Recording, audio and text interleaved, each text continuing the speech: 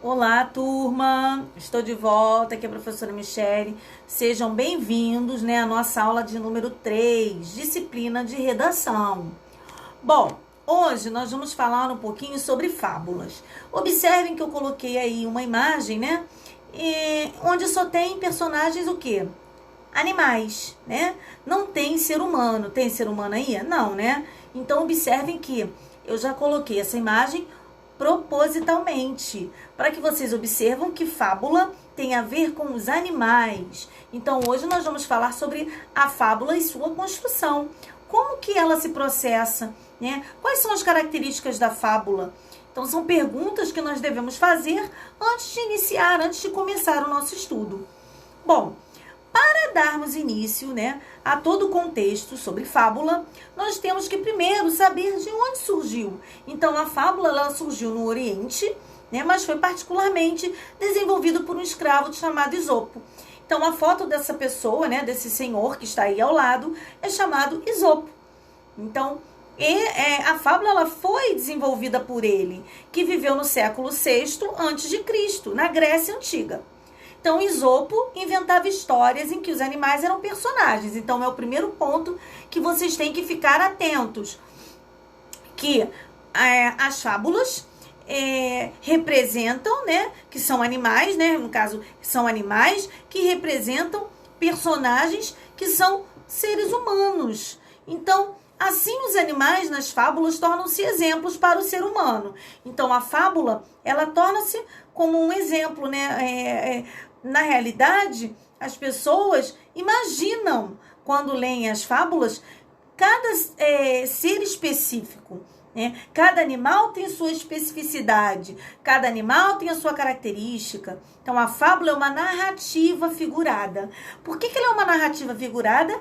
Porque o autor, o narrador, ele narra a história, ele conta a história em forma de personagens animalescos, ou seja, animais, na qual as personagens são geralmente animais que possuem características humanas. Por que ele diz aí, o texto, está dizendo geralmente, ou seja, porque também pode aparecer alguns personagens que são objetos.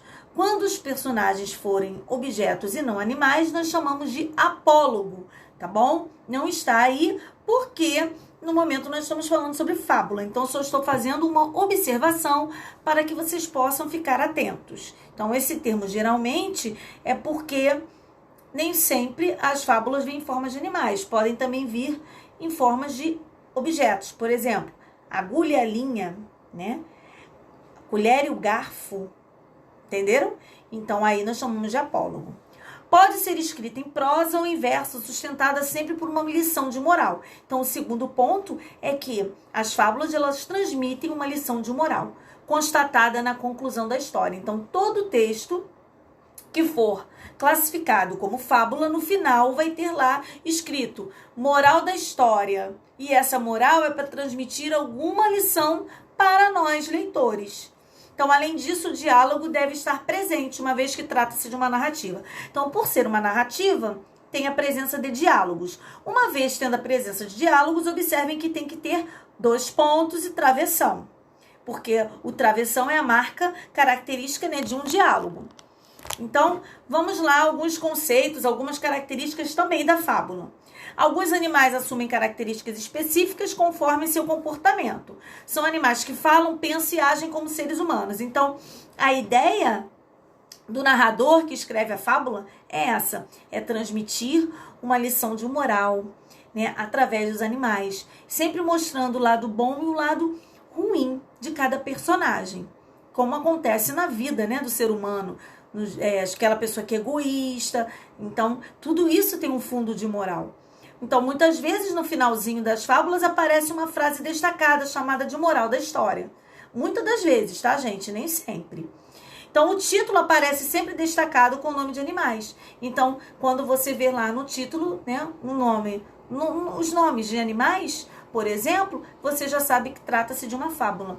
Por exemplo, o leão e o rato, a raposa e a uva, e assim sucessivamente, A formiga, também tem a fábula da formiga. tá?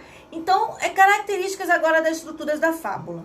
Primeiro, a fábula é breve, ou seja, representa uma brevidade. O que é brevidade? É que é um texto curto, não é um texto muito longo. Segundo, narração em terceira pessoa, ou seja, o narrador ele é observador, ele não participa da história. Personagens típicos, né? Por exemplo, o leão, como a gente estava falando aí, o cordeiro, a galinha. Então, são personagens típicos do nosso dia a dia, né? Comuns. O gato, o rato. Então, texto literário muito comum na literatura infantil, porque trabalha com a mente, né, das crianças, trabalha justamente com o imaginário. Então, por isso que ele é destinado à literatura infantil, ao público infantil.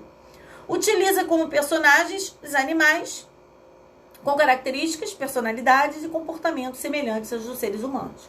Então, observem também que eles têm características humanas, como andam, falam, gesticulam, cometem ações iguais aos seres humanos. Então, eles têm personalidades, eles têm características de seres humanos.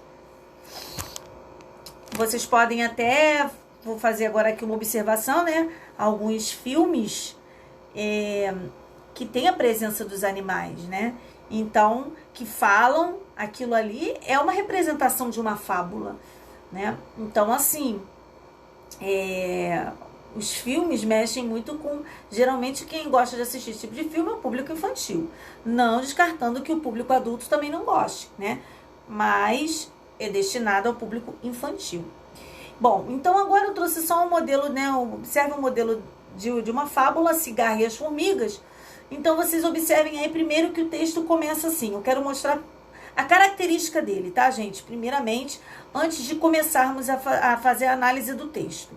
Então, num belo dia de inverno, as formigas estavam tendo maior trabalho para secar suas reservas de trigo. Observem que, primeiro, já trata-se que está falando da formiga. Segunda observação, é um narrador observador. Observem que ele está falando de alguém, ele não está falando dele. Então, ele só está contando a narrativa. Terceira observação, observem o tempo. Em que tempo? Foi um belo dia de inverno. E aonde estavam? Quando fala... Depois de uma chuvarada, os grãos tinham ficado completamente molhados, de repente aparece uma cigarra. Lá no início ele diz assim, estavam tendo o maior trabalho para secar suas reservas de trigo. Então, imagina-se que seja num ambiente aberto, numa floresta, né, num lugar onde tenha muitas árvores. Então, observem que já começam a relatar algumas características dessa fábula. Bom, depois tem um travessão. Então, lembram que eu falei que o travessão representa, né, a marca ali, é uma das características de um diálogo da fala. Então, por favor, formiguinhas, me deem um pouco de trigo. Então, observem que no decorrer dessa narrativa vai haver depois a conversa entre as personagens, tá? Bom, partindo desse pressuposto aí, um outro fator que eu gostaria muito que vocês prestassem atenção é a questão lá no final. Lembram que eu falei da moral? Então, a moral da história. O que ele quis dizer com isso? O que o narrador quis passar para o seu leitor? Que os preguiçosos colhem o que merecem, né? Então, ele está querendo falar sobre o quê? Sobre aquelas pessoas que têm preguiça. Porque todo mundo sabe que a formiga, né, é aquele animal que trabalha o tempo todo, né? Que está ali andando em grupo, que corre atrás. Porém, a cigarra não. A cigarra é mais acomodada, mais preguiçosa. Então, o narrador, né, no caso ele, quis informar justamente isso. Mostrar para nós que os preguiçosos colhem sempre o que merecem. Então, a gente deve ter em mente que as fábulas, elas vêm justamente para resgatar isso, né? Os conceitos da vida, a moral, né, da nossa vida, dar uma lição. Então, que vocês